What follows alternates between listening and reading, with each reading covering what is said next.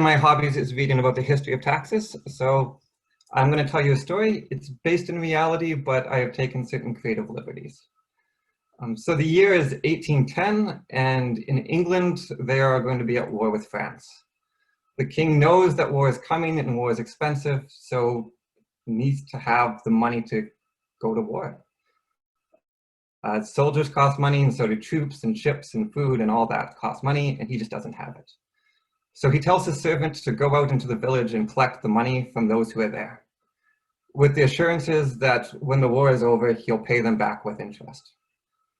So the servant goes out into the village, and the first person he meets is a guy named Dan. Dan's a little down on his luck. Sometimes he has work, sometimes he doesn't. He's been in and out of debtor's prison. Sometimes he has food, sometimes he doesn't. It's just Dan's scenario. The servant goes to Dan and says, "Do you have any money for the war?" And Dan says no, and the servant knows he's wasting his time and he moves on. The next person he sees is Gary, and Gary gets by. He is a bit of a blacksmith. He has a little bit of money. He never really worries about whether or not he's going to eat. He has some food. He has a roof over his head, and a little bit of money he puts away every week for savings. The servant then asks Gary if he has some money for the war effort. And Gary says, "I have a little bit in savings," and the servant says, "Great, I'll take that. Don't worry, the king will pay you back with interest." And then the servant goes along his way. And then the next person he stops with is William, and William is quite wealthy. He owns about half the towns in the village and collects rent after rent after rent, and he's doing quite well. And the servant asks William, "Do you have any money for the war effort?" And he says, "Yes, I have chests and chests of gold." And the servant says, "Great, I will take it and I'll pay you back with interest." And the servant goes back to the king with all the money. They happen to fight the War of 1812 and all is well. Though eventually the king needs to pay these debts. So the king says to his servant again, "Go and collect taxes." And the tax that they had at the time was essentially a head tax, which means if you have a head, you pay a tax, and it will be about £5 for the sake of the story. So the servant then goes out to the village and he meets Danny again, who's still down on his luck. I forgot. And the king also says, "Since you're going out, when you collect my taxes, also pay the debts that I owe, at least the interest, because we have nowhere close to actually paying the debt. So pay the interest." So he goes to Danny. Danny's down on his luck and he says, "You owe me £5.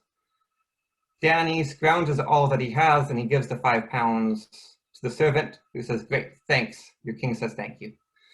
And then he goes to Gary and says, "Gary, you owe me £5, and I know you get by, but since the king owes you a debt, we'll make it £4 because of the interest. The king owes you 1, you owe the king 5, so I'll take 4. Gary says, "Okay, that's less than it was last year, but I'll take it because of the money the king owes to Gary." So then with the 9 coins, he then goes to William. And he says, "William, you owe the king a tax. It's £10, but the king owes you 19. So we'll make it 9. So he takes the £9 that he had collected from Danny and Gary, and he gives it to William. And then he returns back to the king empty-handed. But he had paid his taxes, and that's what happens with the war. Now what happens is this happened the 1 year, and it happens year after year after year. It became a bit of an annual tradition and a normal, that the king would send out a rider to collect money from Danny, who's down on his luck, also collect some from Gary, who's getting by, and with that money, he would then pay William, who was wealthy. And by nature of him collecting the money via debt, the king had set up a structural economic inequality within his kingdom that lasted on for 100 years. It didn't have to be like that. The king could have chosen, instead of to go into debt, to just collect taxes from the other two.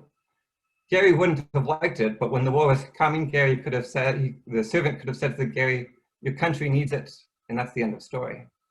Could have had the same conversation with William, at which point, year after year, the king would have collected those 5 gold from each, gone back to the kingdom, the servant would have gone back to the king with 15 gold, and there wouldn't quite be the same inequality.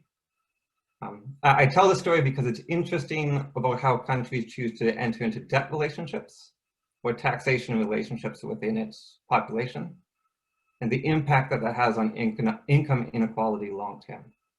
I also think it's particularly interesting in the case of this current pandemic. And my 5 minutes is over.